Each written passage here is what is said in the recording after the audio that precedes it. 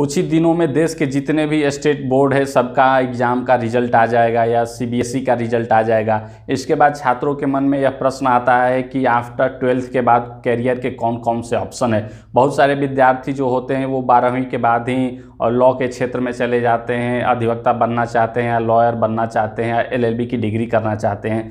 तो मैं वीडियो में यही बताऊंगा कि 12वीं के बाद आप कैसे लॉयर बन सकते हैं, एडवोकेट बन सकते हैं या एलएलबी कोर्स कर सकते हैं। तो इस वीडियो में हम कंप्लीट डिटेल्स जानेंगे।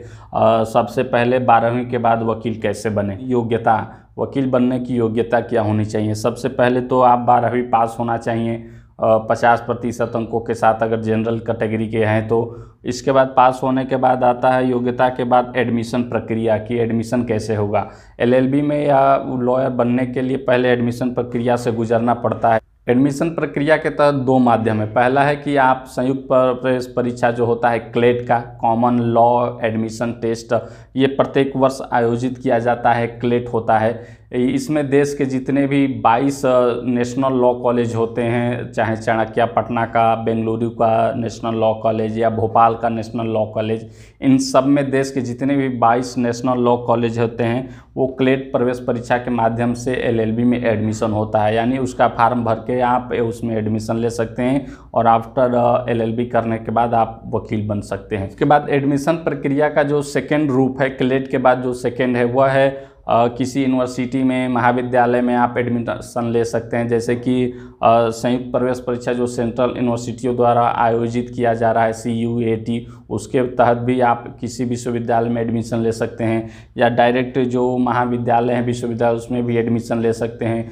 वो अपने स्तर पर प्रवेश परीक्षा आयोजित करते हैं, जैसे BA LLB, BCom LLB, BBA LLB आदि नामों से जाना जाता है। और ये टोटल जो कोर्स होता है 5 वर्ष का होता है। यानी अगर आप इंटर के बाद एलएलबी करेंगे तो वो 5 वर्ष का होता है। उसमें BA का डिग्री भी मिल जाएगा, ग्रेजुएशन का, और एलएलबी का भी डिग्री मिल जाएगा। यानी एक साथ 2 डिग्री मिलता है 5 वर्ष में ही। इसके बाद जानते हैं कि उम्र सीमा, इसमें एडमिशन के लिए आपको लगभग 22 वर्ष की उम्र सीमा होनी चाहिए। 22 वर्ष से अधिक की उम्र सीमा का आपका इसमें एडमिशन नहीं हो पाएगा अगर आप 12वीं के बाद वकील बनना या एलएलबी करना चाहते हैं तो। इसके बाद फीस की बात करें तो जो फीस होता है 5 ईयर एलएलबी का, 12वीं के बाद जो एलएलबी होता है, इसका फीस काफ़ी महंगा होता है और लगभग 50 से 60 हज़ार एक साल का फीस होता है। अलग अलग विश्वविद्यालयों का फीस अलग अलग निर्धारण है, लेकिन समानतः 60 हज़ार एक साल का लगता है। ये BHU का फीस मैं बता रहा हूँ। इसके बाद फीस हो जाने के बाद ये 5 ईयर एलएलबी कंप्लीट करने के बाद आपको बार काउंसिल में रजिस्ट्रेशन कराना होता है। अगर आपने 5 वर्ष या एलएलबी कर लिया, चाहे BA LLB, BSc LLB या BCom LLB, इसके बाद जब डिग्री मिल जाता है एलएलबी का तो आप किसी जिस राज्य में रहते हैं उस राज्य के बार काउंसिल में कोर्ट में रजिस्ट्रेशन कराना होगा। रजिस्ट्रेशन करा लेने के बाद आपको एक ऑल इंडिया बार एग्जामिनेशन जो होता है वो पास करना होता है। वो एग्ज़ाम आप पास कर जाएंगे तो परमानेंटली आप वकील बन जाएंगे, लॉयर बन जाएंगे या अधिवक्ता बन जाएंगे।